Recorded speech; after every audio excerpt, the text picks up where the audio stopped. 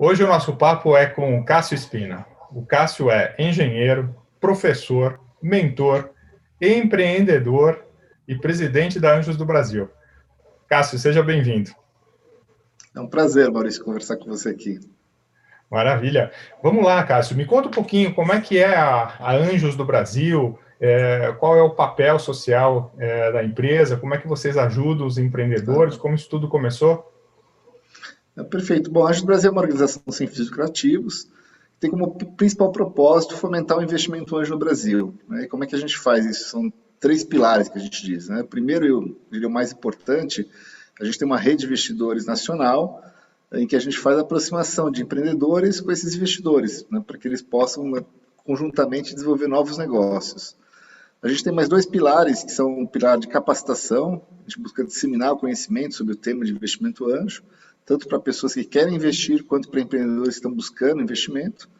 E o terceiro é a parte de políticas públicas, que a gente, né, por experiência internacional, sabe que é necessário que se tenha uma política de estímulo à atividade de investimento em startups. A gente tem trabalhado, já conseguimos aí um artigo numa lei que dá proteção para o investidor, ainda estamos batalhando para a questão da equiparação no tratamento do investimento em startups com outros investimentos. Então, basicamente são esses três. Né? Interessante. E como é que funciona assim do lado do empreendedor e do lado do investidor? Bom, pelo empreendedor, o processo é relativamente simples, né? Ele normalmente encaminha para nós o projeto, o negócio que ele está desenvolvendo, né? Uma apresentação, um material, a gente tem uma plataforma que a gente utiliza online, então ele entra no site, cadastra lá isso, a gente faz uma pré-avaliação se enquadra nos critérios de investimento anjo, né? Isso é bastante importante, o empreendedor tem que importante entender, conhecer até antes de submeter o que são os requisitos para ele submeter. E uma vez enquadrado, a gente compartilha com os nossos membros. E aqueles projetos que têm mais interesse, a gente convida os investidores, os empreendedores para fazer um pitch, para fazer uma apresentação diretamente com os investidores, né, atualmente online, né, antigamente a gente fazia presencialmente, mas enfim. E a partir desse pitch, quer dizer, uma vez que os investidores se interessem por essas startups, montam-se grupos de investidores, né, cada um escolhe individualmente quais são aqueles que interessam para eles, e esses grupos começam a discutir, negociar e fazer um investimento diretamente na startup. Por lado do investidor, também é um processo relativamente simples, ele pode se inscrever na plataforma, né, na Anjos Brasil, pelo site, a partir daí ele vai começar a receber justamente acesso a esses projetos, né, e vai poder participar desses encontros, como eu citei, de apresentação de pitches. Então é um processo relativamente simples para ambas as partes, né, sem custo nenhum para o empreendedor, a gente quer fomentar esse mercado, por isso que a gente tem como o objetivo é dar toda a facilidade para que ele possa conseguir obter o que ele está buscando em termos de investimento, não só capital financeiro, né, mas também todo esse apoio que o investidor anjo pode dar em termos de experiência, rede de contatos, enfim, todo o valor agregado que ele pode dar ao capital investido. Interessante, Cássio. E eu queria fazer algumas perguntas do lado do empreendedor e do lado do investidor. Do lado do empreendedor, sempre existe aí um zoom dizendo que talvez eu vou perder o percentual majoritário da minha empresa, eu não vou conseguir fazer os aportes sucessivos, eu não sei até qual o tamanho do investimento o anjo pode se comprometer, como é que ele está pensando ali adiante, se ele de fato vai buscar um próximo investidor, né, para a saída, quanto por cento da minha empresa ele já vai consumir numa primeira rodada.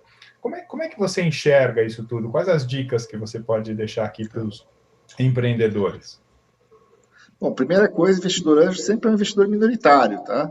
Em média, o que a gente busca é entre 10% a 20% de participação no máximo, né? Porque a gente sabe que muito provavelmente essa startup vai precisar de novas rodadas de investimento e para isso vai precisar buscar novos investidores, né, os fundos de capital semente ou de venture capital. Nesse sentido, ela vai precisar se diluir mais. A gente não quer que o empreendedor se dilua demais, né, porque eu digo assim, o maior ativo, né, de qualquer startup é o empreendedor. E ele precisa sempre estar muito estimulado. E a gente sabe que o melhor estímulo para ele é a participação que ele vai manter nessa startup, que pode proporcionar um bom retorno para ele, mas obviamente também tem que dar um bom retorno para o investidor, tá certo? Então, assim, esse empreendedor fica bastante tranquilo no sentido de que ele nunca vai, né, perder o controle do negócio, pelo menos não com investidor anjo, nada disso, tá? Isso até, se alguém fizer alguma proposta dessa, a gente entende que isso não é investimento anjo, né? É claro que sim, ele tem que saber que o investidor vai querer participar das decisões mais importantes, das decisões mais estratégicas, né? Inclusive, eventualmente, nas próximas rodadas. Normalmente, os cheques, né, que a gente fala dos investidores anjos, em grupos, varia entre 300, 500 mil, até 1 milhão. A gente até fez rodadas maiores, juntamos até outros grupos de investidores anjos parceiros nossos, temos cheques até de quase 2 milhões de reais para algumas startups. Obviamente que foram cheques maiores, aí vão ter que vir de fundos de venture capital, que são, né, quem tem aí um maior volume de recursos, e a gente, claro, vai estar buscando apoiar o empreendedor nessa jornada, em todo o processo. E do outro lado, assim, para o investidor, acho que existem também receios, né, no sentido de, poxa, mas eu vou ser sócio de uma empresa, isso pode me contaminar, existem uma série de colaterais, né, eu vou fazer esse investimento num grupo porque é mais prático por uma série de motivos do que sozinho. Vamos explorar um pouquinho essa questão para quem hoje, de fato, quer também ser um investidor anjo. Não, é bem importante isso, né? A gente sabe que um receio, o investidor sabe que está apostando capital dele e que se o negócio não dá certo, ele tem um risco, eventualmente, de não ter retorno sobre esse valor investido, né, em algumas das startups que ele invista, né? Por isso que até a gente sempre diz que é essencial o investidor sempre pensar em criar um portfólio, né? Nunca investir em uma só, investir, né, em um grupo de startups. Mas, enfim, naquela que ele investiu, eventualmente, se aquela não deu retorno, obviamente que a preocupação do investidor é ok, mas ele não quer ter, né, ter a responsabilidade de que, eventualmente, se houver necessidade, aportar mais capital para cobrir algum passivo, alguma coisa desse tipo. E para isso, como eu falei, a gente conseguiu aí criar inserir alguns artigos numa lei que dá proteção total do investidor. Existe um contrato que foi criado, chamado contrato de participação, em que o investidor não vira um sócio efetivo, quer dizer, ele não vai constar no contrato social, ali no quadro societário. Mas, claro, esse contrato dá os direitos dele de ter futuramente, eventualmente até converter futuramente numa participação societária mesmo, se o negócio for bem, mas também se der errado, infelizmente, né, enfim, a gente não quer isso, mas pode acontecer, ele não vai ser responsabilizado. A lei é bem explícita que o investidor, em hipótese alguma, vai responder por qualquer passivo da empresa. Então, isso dá toda a segurança para ele de que ele nunca vai ser exposto. Como você citou, é muito importante ele, né, participar de grupos, né, isso dilui também o risco dele, né, porque ele vai fazer um investimento junto com outros investidores, mais cabeças pensando, mais cabeças apoiando, enfim, e também montar esse portfólio que eu falei que é essencial, porque aí ele vai diluir o risco também dele, não, né, apostar todas as fichas numa única startup, mas sim em várias, e a experiência mostra que dessas várias, pelo menos algumas vão dar um bom retorno que compense eventualmente até aquelas que não deem retorno. Sim, e para o lado do empreendedor, né? Quais são as dicas? O que os investidores estão procurando? Como ele pode ter mais sucesso? É um negócio de receita recorrente? É um negócio inovador? É um negócio com muitos sócios, com poucos sócios? Como você enxerga assim, um melhor mix? Bom, acho que tem alguns critérios essenciais, né? Investimento anjo, como eu expliquei, né, ele se aplica a alguns tipos de negócio, não são para todos os negócios, né? Sim, a gente busca negócios que são inovadores, quer dizer, que isso gere uma vantagem competitiva e que possibilitem se tornar no futuro grandes negócios. Para isso também você precisa atingir grandes mercados, não podem ser negócios muito de nicho. E o mais importante de tudo, que é o que a gente mais olha nessa fase, são os empreendedores em si, né? A gente quer ter certeza que esses empreendedores que estão criando aquela startup têm as competências necessárias, têm a capacidade de execução para transformar aquela ideia em algo concreto, algum real, né? Enfim, e nesse sentido é muito importante, quer dizer, normalmente a gente espera que tenha, né, obviamente, no mínimo 2, talvez 3, vamos passar de 4, acho que senão fica também um número de sócios aí, fundadores muito grandes, inclusive eles mesmos vão acabar se diluindo entre si, né? Se tiver 5, já, cada um vai estar com, mas se for igual, todo mundo, cada um com 20% já de cara, a gente acha que é pouca participação para ele cada um começar individualmente. Então o ideal é isso, entre o número de 2 a 3 sócios fundadores, e que sejam muito complementares em si, né? Não adianta todo mundo, né? Eu brinco até, eu falo, sou engenheiro de formação, só engenheiro, né? Precisa ter alguém de negócio, alguém de marketing, né? Enfim, tem que ter alguém que fala, venda, e tem alguém que entregue aquilo que foi vendido, tá certo? Então essas competências complementares são muito importantes entre esses empreendedores que estão assim desenvolvendo aquele negócio. E o pitch, Cássio, como é que é a história do pitch, né? Quais são os maiores erros, onde as pessoas falham, quais são as dicas aí com toda essa tua experiência? Legal. Assim, o que a gente vê assim, o pitch ele é um processo de você apresentar o seu negócio de uma forma muito sucinta, muito objetiva, né, e que cative a atenção, né? Até a analogia que eu faço aí no meu livro, eu falo que o pitch é que nem a paquera, né? Você vai conhecer aí, né, alguma pessoa que você está interessada, enfim, né, outra parte você tem que ir lá, né? Dar, enfim, se apresentar, mas se apresentar de uma forma que atrai atenção naquela hora. É a mesma coisa com o pitch, né? Você vai se apresentar para o investidor e não obrigatoriamente você vai atrair a atenção de todos, mas talvez você atraia a atenção de alguns. Então é fundamental que você mostre alguns elementos que a gente chama essenciais, né? Primeiro, qual que é né, a oportunidade, ou a gente fala que qual que é o problema que você pretende resolver, tá certo? Segundo, qual é a sua solução, né? Qual a inovação que você está trazendo, né? O que você realmente está fazendo algo, aquilo, como eu falei, que gere uma vantagem competitiva significativa. Né? Terceiro, mostrar qual que é o mercado, né? Qual o tamanho desse mercado que você quer atingir, o potencial, onde você pode chegar. E por fim, mas talvez o mais importante, mostrar quem são vocês, né? Os empreendedores. Então esses são os elementos essenciais, tá? E tomar alguns cuidados, né? Por exemplo, a gente já viu um empreendedor que às vezes chega e fala assim, não, com 1% de market share, né, eu já seria uma empresa bilionária, já vira um unicórnio, né? Fala, bom, das duas uma, né? Ou você está dimensionando errado o tamanho do seu mercado, tá certo? Ou você está sendo um pouco ambicioso, né? A brincadeira que eu faço assim, então me fala quem vai ficar com os outros 99%, porque é quem eu quero investir, né? Se você vai ter um, eu quero investir nos 99%, tá certo? Então, mas é uma brincadeira que eu faço para provocar realmente para o empreendedor pensar e avaliar melhor, né, o tamanho do mercado efetivo que ele consegue endereçar, né, o chamado mercado endereçável, tá? Não o mercado total, né? Interessa quanto ele pode realmente atingir daquele mercado. Então, esse é um exemplinho dos erros que a gente comete. Outro erro que também, às vezes, quando você ouve falar, não, nós estamos sendo extremamente conservadores nas nossas projeções, o negócio não tem risco, né? Eu falo, desculpa, não existe negócio que não tem risco, né? Mesmo grandes negócios têm seus riscos, né? Ainda mais uma startup que está começando do zero, né? Então, enfim, acho que esses cuidados que o empreendedor precisa tomar para não cair nessas questões que, de certa forma, o investidor vai desacreditar desse empreendedor. Então, é importante tomar esses cuidados. Boa. E com relação assim ao aporte, né? Muitos empreendedores pensam, eu vou vender um pedaço da companhia, vou ganhar dinheiro, né? O que de fato é cash-in, o que de fato é um cash-out, né? Como é a visão do empreendedor, do investidor anjo com relação a esse tipo de investimento? Como é que ele se dá, né? Ele está todo de uma vez, ele é feito em tranches, ele é dividido em anos, né? Conta um pouquinho para a gente. Tá. O investimento anjo sempre se destina ao desenvolvimento da companhia, da empresa, né, da startup. Nesse sentido, é 100% cash-in, é 100% para o caixa da empresa, nunca para comprar a participação de algum empreendedor. Né? Até porque, assim, se o empreendedor está querendo vender na saída uma participação do seu negócio, você fica na dúvida, será que ele acredita mesmo nesse negócio? Né? Então, já não é algo que soa muito bem para o investidor nesse estágio que a gente está falando de investimento anjo. Tá? E sim, normalmente o investimento pode ser negociado em parcelas, né, que se chamam as tranches, né, condicionadas às vezes até o atingimento de algumas metas que sejam acordadas entre ambas as partes. Isso é natural no processo, porque obviamente o investidor também não quer aportar todo o dinheiro dele sem ter um mínimo, vamos dizer assim, de segurança que aquilo vai atingir pelo menos um patamar, né, razoável do que ele está buscando. Entendeu? Então, enfim, então isso é tudo que obviamente é acordado antes do investimento, e também recomendo muito que sempre seja muito bem acordado quais são os compromissos mútuos entre investidor e empreendedores. Tanto no sentido da dedicação que os empreendedores esperam do investidor, né? O investidor já não vai ficar lá todo dia no negócio, né? Acho que nem deve ficar. Por outro lado, também, os empreendedores precisam saber que eles precisam, de vez em quando, reportar um pouco a situação do negócio, como é que está, apresentar os números, enfim. Obviamente, ninguém vai esperar relatórios de dezenas de páginas, nada disso, mas alguma coisa sucinta e periódica é importante, até para o investidor poder ajudar no negócio.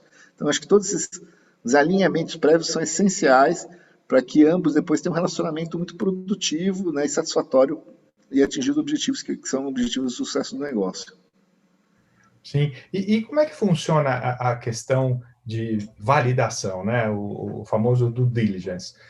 Existe, eu sei, claro que é um estágio ainda inicial, mas o investidor deve fazer algum processo de verificação, né? De comprovação, de due diligence, e isso acaba também gerando um certo estresse, né? Porque às vezes leva muito tempo, o empreendedor que está lá focado no momento de gerar negócios, né, de fazer a empresa crescer, ele tem que dividir parte do seu tempo para preparar todas as informações. Talvez até seja interessante contar com um advisor, né, que pode deixar o empreendedor continuar fazendo o bom trabalho que vem fazendo e tomar conta um pouco, né, da retaguarda, né, nesse processo. Como você vê isso? Quais as dicas? Tá.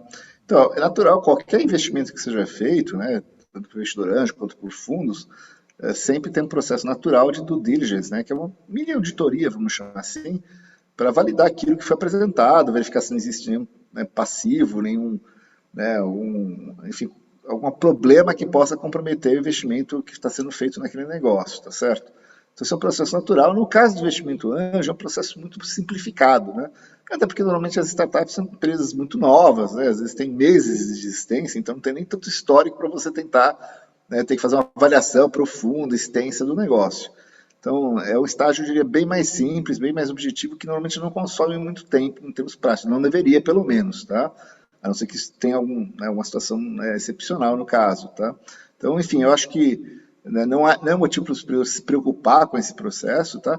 Mas é importante pensar que já é uma primeira etapa de estabelecimento de uma certa governança na empresa.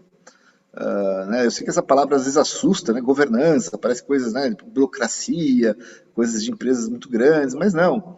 Governança são os elementos essenciais, são necessários, que você tem que começar a construir na base, na fundação do seu negócio. A gente até ajudou a construir um caderno, que a gente chama de caderno de governança, junto com o IBGC, para justamente dar uma orientação de como fazer isso desde o começo. Coisas muito simples, muito práticas, muito objetivas, mas que são essenciais para garantir o sucesso do seu negócio. Né? Coisas do tipo, por exemplo, né, quando você está criando uma startup, você precisa estabelecer um acordo entre seus sócios para que se algum deles, em algum momento, resolver desistir, sair do negócio, ele saiba que ele não vai poder manter aquela mesma participação que ele teve, né, às vezes pré-acordada. Porque isso pode comprometer o negócio. Imagina, são dois sócios, né? Um resolve sair depois de 6 meses. Vamos dizer que eles negociaram 50-50. Ele vai sair e ficar com 50%? Não tem como, né? Isso vai viabilizar esse negócio, porque você vai precisar pôr um outro sócio no lugar dele, né, e esse outro sócio vai entrar contra, entendeu? Então, tudo isso é muito importante. Então, novamente, não é nem um bicho de sete cabeças, nem essa questão da governança, nem a questão da due diligence, mas são sim passos essenciais. Se você quer construir um negócio que no futuro seja grande, seja sólido, é importante, né, desde o começo, ter essas preocupações de ter um mínimo, né, eu diria, razoavelmente organizado. Sim, sem dúvida. Sem governança, né, difícil perpetuar. E Cássio, uma questão agora, só para, antes da gente entrar de fato no que é a Anjos do Brasil, o empreendedor, às vezes, ele diz o seguinte: minha empresa fatura tanto, eu gero tanto de lucro, e os sócios não têm salário nenhum, né? E acabam colocando ali um resultado, um EBITDA que não é real, né? Como é que vocês endereçam assim, a remuneração dos sócios que são os executivos do negócio para aferir, de fato, qual é a lucratividade da empresa? Bom, é natural que você tenha que considerar, né, quando você avaliar qualquer negócio, todos os custos e despesas que o negócio tem.